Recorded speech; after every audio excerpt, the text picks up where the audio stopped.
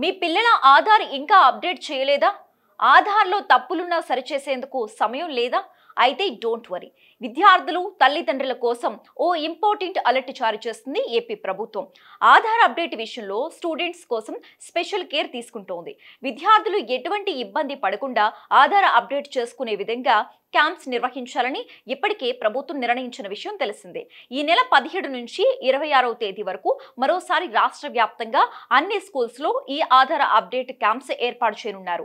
ఈ మేరకు అన్ని జిల్లాల కలెక్టర్లకు అధికారికంగా లేఖలు అందాయి. తల్లిదండ్రులు ఈ అవకాశాన్ని సద్వినియోగం చేసుకుని తమ పిల్లల ఆధార్ వివరాలను తప్పనిసరిగా అప్డేట్ చేయించాలని అధికారులు సూచిస్తున్నారు.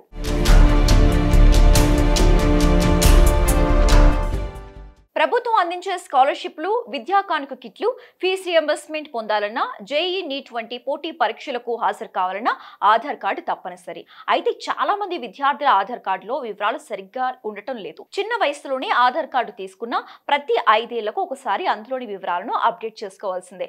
అయితే దీనిని ఎవరూ పెద్దగా పట్టించుకోవటం లేదట. కొందరి ఆధార్ కార్డులో విద్యార్థుల వివరాల్లో తప్పులు కూడా ఉన్నాయి. తద్వారా 10వ తరగతి నామినల్ రోల్స్ జారీలో ఇబ్బందులు వస్తున్నాయి. విద్యార్థుల గుర్తింపు సంఖ్య నమోదులో సమస్యలు ఎదురవుతున్నాయి. అందుకే రాష్ట్ర ప్రభుత్వం విద్యార్థులపై స్పెషల్ కేర్ తీసుకుని వారి ఆధార్ అప్డేట్ కోసం ప్రత్యేక శిబిరాలను నిర్వహిస్తోంది. ఆధార్లోని తప్పులను సరిదిద్దే అవకాశాన్ని కల్పిస్తోంది.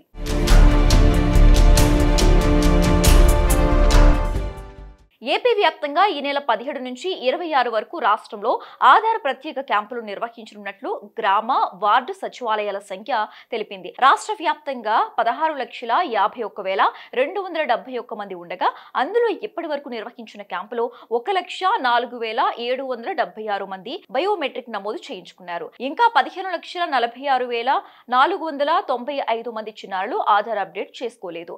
ఈ నేపథ్యంలో ప్రభుత్వం పాఠశాల విద్యార్థులకు తప్పనిసరిగా బయోమెట్రిక్ నమోదు చేయించాలని జిల్లాల కలెక్టర్లు, ఉన్నతాధికారులకు ఆ శాఖ ఉత్తర్వులు జారీ చేసింది. ఆర్డీఓలు, డిఎల్డీఓల పర్యవేక్షణలో ఈ శిబిరాలు జరగాలని నిర్దేశించింది ప్రభుత్వం. 100% ఆధార్ నమోదు, అప్డేట్ పూర్తి చేయడం లక్ష్యంగా అధికారులు పనిచేయాలని స్పష్టం చేసింది. దీని ద్వారా ఆధార్ కార్డులు లేని వారు అప్డేట్ చేసుకోవాల్సి ఉన్న వారికి వెసులుబాటు కలగనుంది. ఆధార్ నమోదు, అప్డేట్ కోసం ఎంపిక చేసిన సచివాలయాల సిబ్బందికి ఇప్పటికీ ట్రైనింగ్ కూడా ఇచ్చారు. సాఫ్ట్వేర్ వినియోగం, బయోమెట్రిక్ విధానం, ఫోటో, పత్రాల స్కానింగ్ వంటి అంశాలలో వారికి అవేర్నెస్ కల్పించారు. ఈ 4 రోజుల పాటు ఎలాంటి అంతరాయం లేకుండా శిబిరాలు కొనసాగేలా ప్రణాళికలు సిద్ధం చేశారు.